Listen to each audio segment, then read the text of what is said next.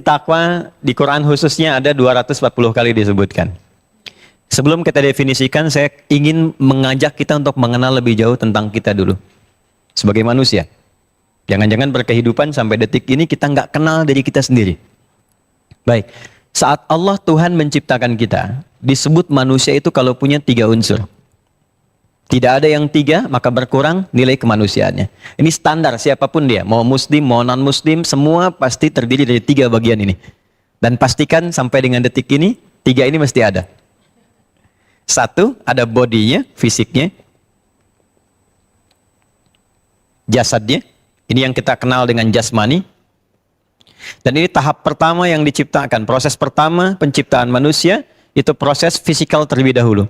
Quran surah ke-15 di ayat ke-28, wa idz qala rabbuka lil malaikati inni khaliqum basyara min salsalin min hama'im masnun.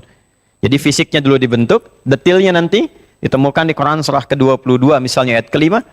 Di hadisnya, yang hadis ini secara detail dan bahkan secara istilahnya, diksinya nanti diambil di kurikulum kedokteran. Modul pertama kedokteran itu menggunakan diksi hadis ini. Ya, di Al-Arba'in nomor hadis yang keempat misalnya, ya. Setiap kita tercipta, inna ahadakum yujma'u fi batni ummihi arba'ina yawman nutfah, 40 hari pertama pertemuan spermatozoa dengan ovum berproses. Thumma yakunu mithla dzalika 'alaqah, 40 hari kedua berbentuk alaqah, zigot yang menempel di dinding rahim. Thumma yakunu mithla dzalika mudghah, 40 hari ketiga sudah mulai berbentuk daging keratan. Nah, mudghah itu sekarang sudah jadi istilah di modul kedokteran dasar. Saya pernah belajar tuh kedokteran waktu kami ada di Ciputat itu. Ya, ada mahasiswa mau belajar, saya tanya, Anda dari mana? Kedokteran. Mau belajar apa? Quran. Anda ajarkan saya kedokteran, saya pinjam modulnya, saya ajarkan kamu Quran. Itu di diksi modulnya itu langsung kalimatnya mudghah. Jadi ini saya ingin tunjukkan, ini bagian pertama unsur manusia. Kedua, ada rohnya yang disebut dengan rohani, si spiritual. Fisiknya saja tidak ada roh, tak hidup. Selesai, jadi jasad saja, jenazah, mayit. Ada roh, baru digerakkan sebagai unsur kehidupan. Saya cepat, yang ketiga, itu mesti ada akalnya. Untuk membedakan dengan hewan. Kambing punya jasad, punya roh, tapi tak punya akal. Karena itu jangan pernah memarahi kambing kalau kambing berbuat salah. Ibu sedang nyapu, tiba-tiba kambing lewat buang kotoran kan? Gak usah dimarahin, dasar kambing, ada kambing emang gitu kan? Karena nggak ada akalnya di situ. Dia nggak bisa memikirkan di mana harus dilakukan. Manusia bisa disebut manusia kalau ada 3 bagian ini. Hilang rohnya, ada fisik, ada akal, wafat dia. Ada roh, ada fisik, tidak ada akal, hewan. Ada roh, ada akal, tak ada fisik, gentayangan. Ya, selesai gitu. Nah, 3 bagian ini yang membentuk manusia. Risetnya sangat dalam. Bahkan nanti di beberapa negara, demi mengoptimalkan sisi bagian manusia itu di research. Saya dari Amerika 3 bulan lalu, dan mereka sampai di University of California, ya, itu sampai meriset ke bagian akal sampai ke kapasitas memori.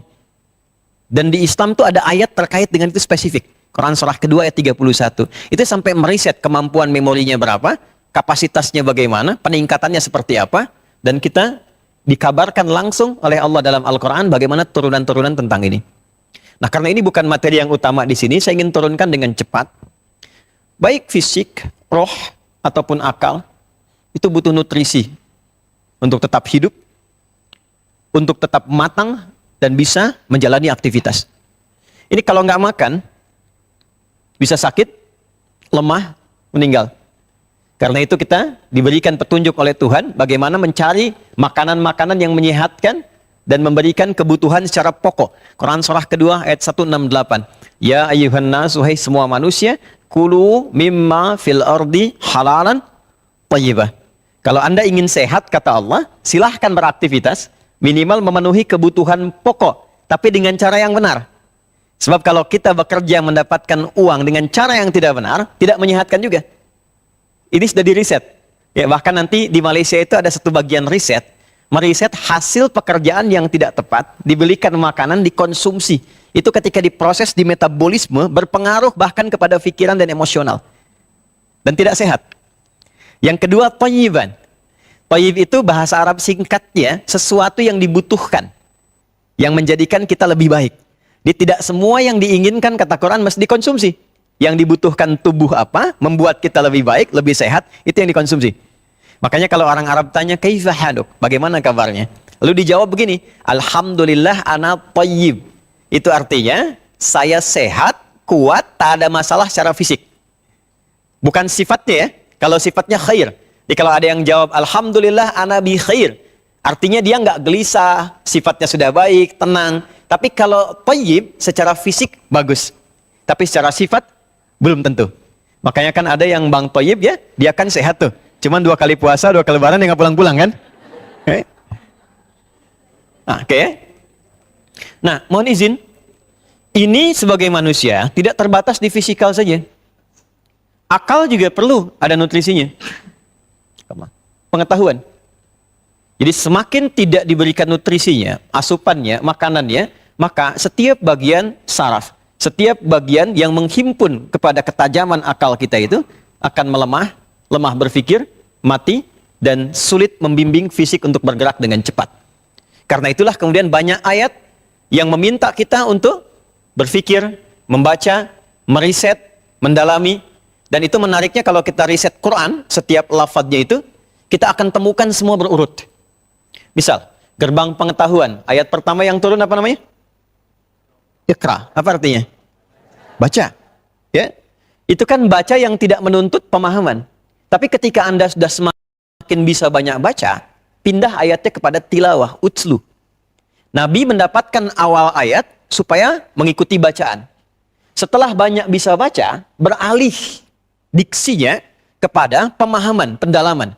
Jadi Allah tidak menyukai ada orang banyak baca tapi nggak paham. Kayak teman-teman yang di kampus ya, sekarang ada yang di BINUS, ada UMJ dan sebagainya. Itu kalau dalam fikih Islam, tidak disukai orang masuk kampus, tapi tidak memahami apa yang dipelajari. Apalagi duduk paling belakang, nggak pernah nanya, gitu kan? Disiapkan handuk ujian. Walaupun sesungguhnya, ini saya riset betul ini. Ini Bu, ini luar biasa nih ya. Orang Indonesia itu dapat keistimewaan yang sangat luar biasa dari Tuhan kita, dari Allah yang Maha Esa, sampai dia punya potensi yang kadang orang lain nggak dapatkan. Dari bahasa misalnya, lidah orang Indonesia itu dipakai ke bahasa apapun, itu bisa cepat. Anda kalau nggak percaya silakan. Orang Inggris bicara bahasa India, ketahuan tuh. Take the money, gitu kan? Ketahuan tuh. Ya pasti India nih. Cina begitu. Tapi orang Indonesia bicara bahasa Inggris, itu bisa seperti penuturnya. Hey John, where have you been? Ya, ada satu kemiripan. Dibawa ke bahasa Arab, cepat. Kita harik ya Muhammad. Ya. Dia mau bahasa Perancis bisa. Ya, bonjour, comment ça va? Ça va bien? Ya. Dia bisa ke bahasa Jepang, dia cepat dia.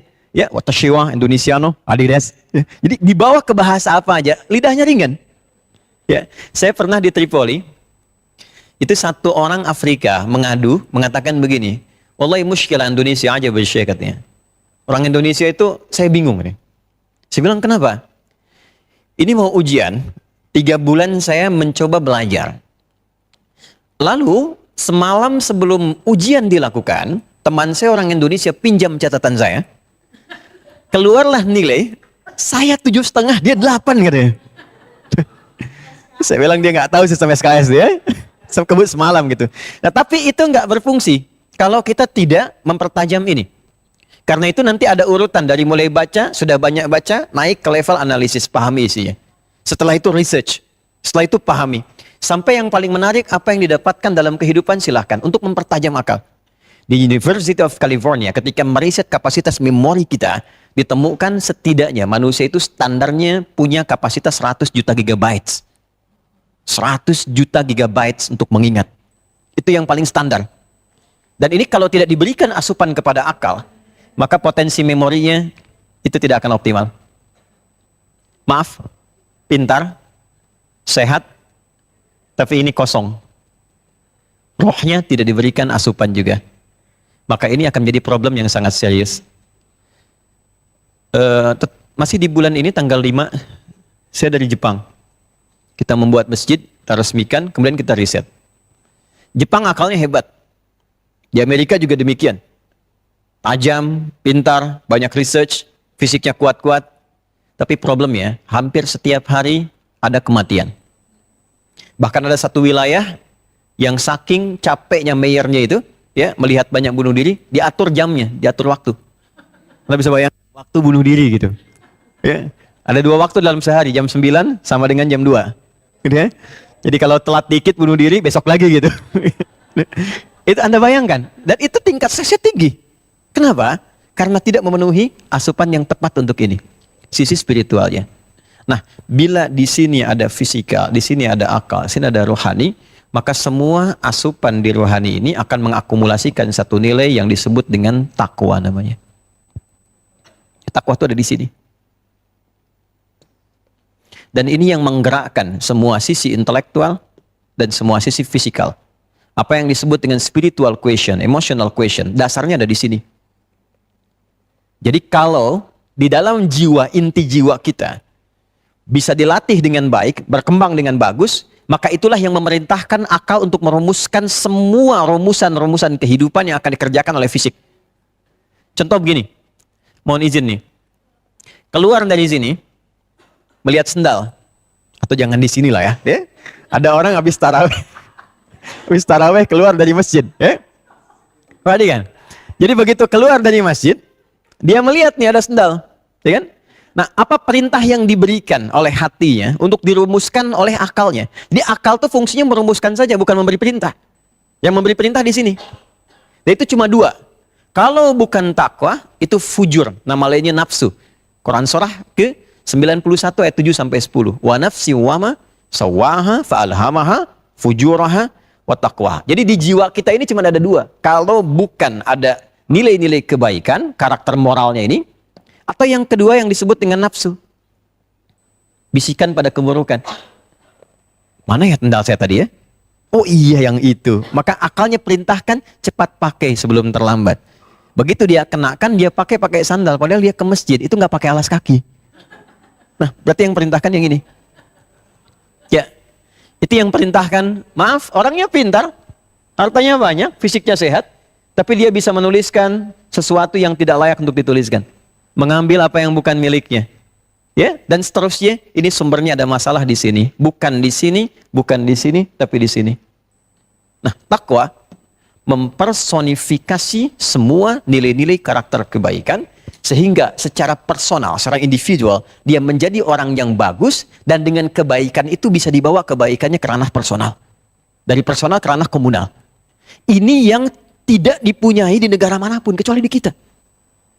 When I was in America 3 months ago, so I went to National Mall in DC. Jadi saya pergi ke DC, kemudian saya research di situ. Sampai di situ kita temukan sesuatu yang hebat secara sistem. Jadi ada Tugu Independence dikelilingi oleh 50 bendera states dari semua states di Amerika. Terus ditarik garis lurus ke Capitol, ke Dewan DPR-nya gitu, ya. Lalu sekitar 500 meter ditarik garis lurus lagi, miring ke kiri sedikit dari National Mall, itu sekitar 200 meter ada White House di situ. POTUS ada di situ, President of United States of America. Yang paling menarik begini, itu bisa diakses oleh semua. Jadi betapapun di dalam Capitol, di DPR-nya itu banyak perdebatan, ketika keluar mereka melihat lagi, kita harus bersatu nih. Kita harus menjunjung tinggi persatuan ini. POTUS, Presidennya Amerika, dia walaupun punya pendapat pribadi, ketika keluar melihat tugu itu, dia pasti akan berpikir, lakukan yang terbaik untuk Amerika. Secara sistem, mereka hebat. Makanya rapi, disiplin, kuat, dan sebagainya. Tapi karena nggak punya nilai personal yang baik, akhirnya rapuh secara personal. Kalau kita lihat di Amerika misalnya sekarang, secara pribadi mau melakukan apapun, Anda nggak dilarang. Silakan. Mau narkoba, mau punya senjata, mau LGBT, mau macam-macam, bebas asal tidak mengganggu sistem. Tapi yang terjadi apa? Tingkat kriminalitas, pembunuhan, keburukan, fahsya dan mungkarnya, kalau istilah dalam bahasa Al-Quran itu hampir tiap hari statistiknya terus naik. Bung Karno datang ke sana. Ini sejarah yang saya sudah konfirmasikan. Beliau datang ke sana. Rombongannya ada bagian spiritualnya, sebagian ulama. Ada saudagar untuk membeli tanah untuk kedutaan besar Indonesia pada saat itu. Apa yang dilakukan? Pertama, ketika melihat Tugu Independence itu, beliau berpikir generasi bangsa saya mesti lebih hebat daripada Amerika. Kalau Amerika cuma tugu biasa, maka generasi bangsa saya mesti generasi emas. Maka saat pulang ke Indonesia dibuatlah Monas yang atasnya lapisan emas. Monas itu desain ya. Kalau ditarik garis lurus tuh balai kota, diteruskan ke Istiqlal. Yang sekarang sampingnya katedral. Apa fungsi masjid di situ dan gereja di sampingnya? Pembentukan ini. Spiritual. Jadi beliau menginginkan bukan hanya sistemnya yang bagus, tapi kalau dari orangnya sudah bagus semua, orangnya baik-baik, ahli hukum yang baik pasti akan menerapkan standar hukum yang bermaslahat. Ahli hukum yang pintar tapi tidak baik, menemukan celah hukum jadi bermasalah. Ekonom yang hebat tapi tidak baik akan merusak. Ngambilnya kebanyakan dibandingkan pencuri ayam.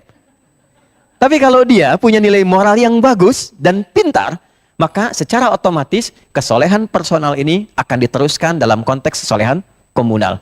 Inilah kehebatnya Indonesia yang tidak ditemukan di tempat manapun. Nah, beruntungnya kita alhamdulillah di dalam Islam, dan ini akan senafas dengan undang-undang dan Pancasila. Jadi di Islam itu nggak akan pernah bertentangan. Saya waktu ditanya, ada dua pertanyaan menarik. Ya, ada orang bertanya begini, Ustadz, kenapa di Indonesia nggak menerapkan syariat Islam? Saya katakan, Pancasila itu adalah rumusan syariat Islam yang diterapkan di Indonesia. Lalu bagaimana hubungan antara Islam dengan Pancasila? Hubungannya baik-baik saja. Tidak ada masalah.